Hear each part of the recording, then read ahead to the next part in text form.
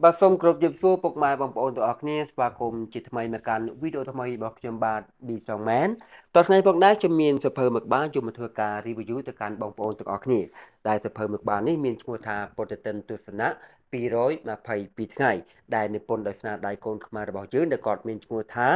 ឡាំលឹមបងប្រុសឡាំលឹមគឺជាម្ចាស់ស្នាដៃសៀវភៅពុទ្ធទិនទស្សនៈ365ថ្ងៃ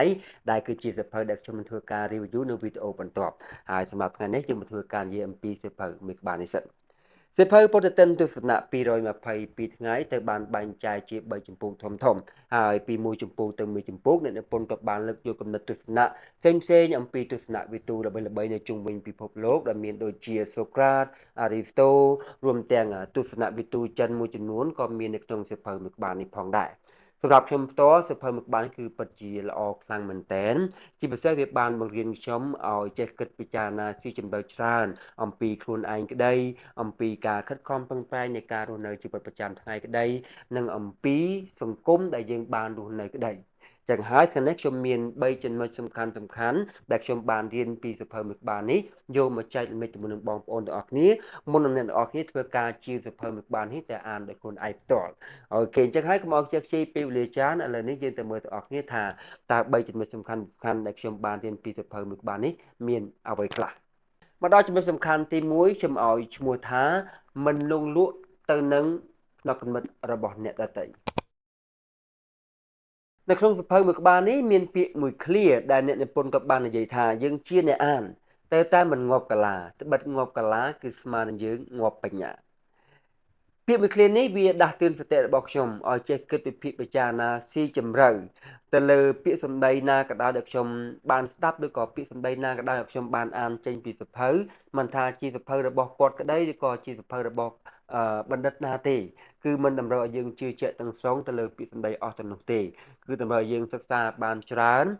គិតហើយគិតទៀតគឺរៀនបង្វឹកខួរក្បាលរបស់យើងឲ្យចេះគិតពិភាក្សាពិចារណាបានច្រើនហើយសិក្សាស្វែងយល់ស្វែងរកព័ត៌មានពីប្រភពផ្សេងៗឲ្យបានច្រើនមុននឹងយើងយកទ្រឹស្ដីនោះទៅអនុវត្តនៅក្នុងជីវិតប្រចាំថ្ងៃរបស់ពួកយើងបើយើងអាចធ្វើបែបនេះបានទើបយើងអាចទទួលបានផលល្អពីការរៀនទទួលបានផលល្អពីការស្ដាប់របស់ពួកយើងដែរអញ្ចឹងវាគឺពិតជាមានអត្ថន័យល្អសម្រាប់ខ្ញុំមែនទែនសម្រាប់ពាក្យមួយឃ្លានេះហើយនៅមានពាក្យជាច្រើនទៀតដែលគាត់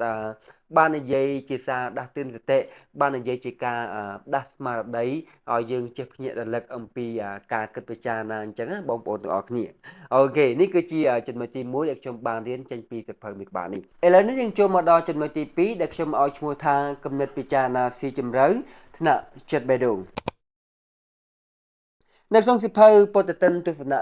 222ថ្ងៃនៅក្នុងជំពូកទី2អ្នកនិពន្ធក៏បានលើកយកគំនិតទស្សនៈរបស់អ្នកកាន់សាសនាធំៗមួយចំនួនដែលមានដូចជាសាសនាព្រះពុទ្ធសាសនាគ្រិស្តនិងសាសនាឥណ្ឌាជាដើមដែលគាត់បានលើកយកគំនិតទស្សនៈទាំងអស់នោះយកមកធ្វើការវែកញែកក៏ដូចជាពន្យល់ណែនាំឲ្យយើងបានសិក្សាពីចំណើអំពីខ្លួនឯងឲ្យយើងដឹងពីរបៀបនៃការធ្វើសមាធិដើម្បីសិក្សាស្វែងយល់ពីខ្លួនឯងឲ្យបានកាន់តែស៊ីជម្រៅដោយតែបងប្អូនមួយចំនួនបានដឹងហើយការដែលយើងបានសិក្សាស្វែងយល់ពីខ្លួនឯងដល់ថ្នាក់ស៊ីជម្រៅនេះវាគឺជាគន្លឹះសំខាន់មួយដែលអាចនាំឲ្យជីវិតរបស់យើងរត់រោភាពរីកចម្រើនបានកាន់តែលឿនហើយនេះគឺជាអ្វីដែលខ្ញុំបានរៀនចេញពីសៀវភៅមួយក្បាលនេះហើយខ្ញុំគិតថាវាពិតជាល្អមែនទែនដែលបងប្អូនទាំងអស់គ្នាគួរតែសិក្សាបន្ថែមមិនថាយើងស្ថិតនៅក្នុងសាសនាមួយណាទេតែការដែលយើងបានរៀនបានសិក្សាអំពីសាសនាផ្សេងៗវាគឺជារឿងមួយដែលល្អដែលយើងមិនគួរមើលរំលងអូខេឥ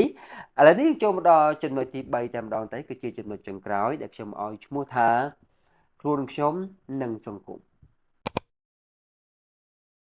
នៅក្នុងជំពូកទី3នៃសៀវភៅពុទ្ធទិនទស្សនៈ222ថ្ងៃមានពាក្យមួយឃ្លាដែលអ្នកនិពន្ធក៏បាននិយាយថាកើតមកជាមនុស្សម្នាក់នៅលើផែនដីនេះមានរឿងពីរយ៉ាងដែលយើងគួរដឹងគុណនិងតបស្នងគុណរឿងទី1គឺរឿងជាតិមាតុភូមិឬហៅថាម្ដាយធំហើយរឿងទី2គឺជារឿងម្ដាយតូចដែលជាម្ដាយបង្កើតរបស់យើងនេះឯងមកដល់ចំណុចនេះហើយខ្ញុំបានអានប៉ះពាក្យមួយឃ្លានេះវាពិតជាមុតស្រួចហើយចាក់ចំបេះដូងខ្ញុំតែម្ដងជាការពិតទៅតាំងតែពីខ្ញុំធំដឹងក្តីមកហ្នឹងរហូតមកដល់ពេលនេះហ្នឹងគឺបើនិយាយពីការតបស្នងសងគុណសង្គមហ្នឹងគឺតិចតួចមែនតើ ហើយកន្លងមកហ្នឹងគឺមានតែការទទួលចង់បានមានតែការទាមទារចង់បានពីសង្គមវិញណាដែលយើងមិនបានសិក្សាស្វែងយល់ដល់ភាពល្ងង់ខ្លៅយើងរៀនបានតិចតួចហ្នឹងគឺ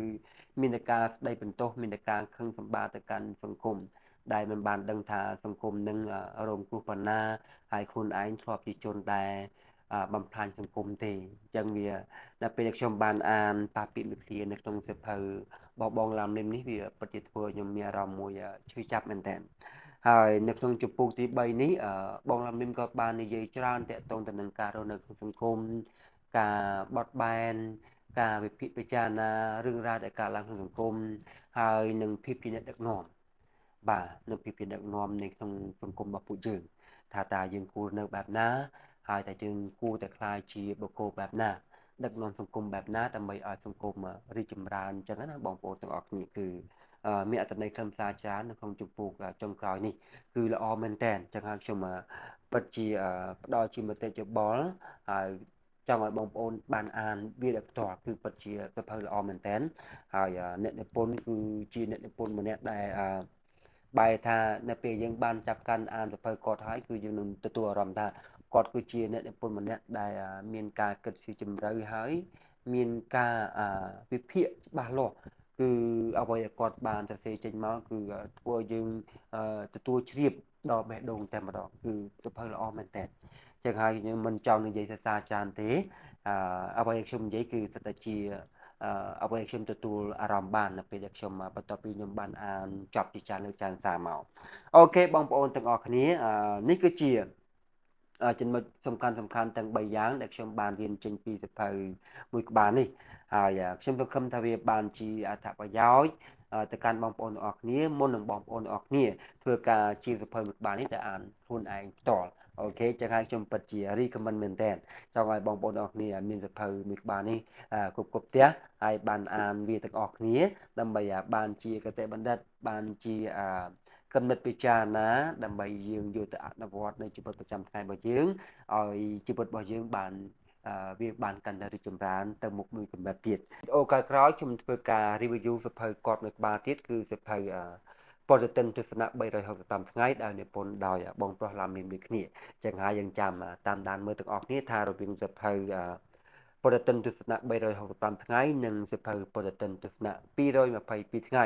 តើវាមានភាពខុសប្លែកគ្នារបៀបណាអូខេអញ្ចឹងហើយវីដេអូនេះបានឈានមកដល់ទីបញ្ចប់ទៅហើយជាចុងក្រោយខ្ញុំបាទសូមសំពះធ្វើការខន្តីអភ័យទោសចំពោះពាក្យពេចន៍សម្ដីតង់ណាឬក៏ការដកស្រង់ពាក្យពេចន៍សម្ដីតង់ណាពីសៀវភៅមួយនេះមិនសមរម្យក្តីសូមបងឡាំនេះបាទបើសិនជាបងបានមើលវីដេអូមួយនេះសង្ឃឹមថាបងមិនប្រកាន់ប្អូនទេចឹងហើយសម្រាប់បងប្អូនដែលបានមើលវីដេអូមួយនេះសង្ឃឹមថាបានជាអត្ថប្រយោជន៍ហើយយកវាទៅប្រើប្រាស់ដើម្បីជួយខ្លួនឯងជួយសង្គមហើយជួយគ្រួសារយើងឲ្យបានរីកចម្រើនទៅមុខទាំងអស់គ្នាអូខេហើយពេលនេះពីខ្ញុំបាទពីស្រងមែនយើងចាំជួបគ្នានៅវីដេអូបន្តសូមអរគុណ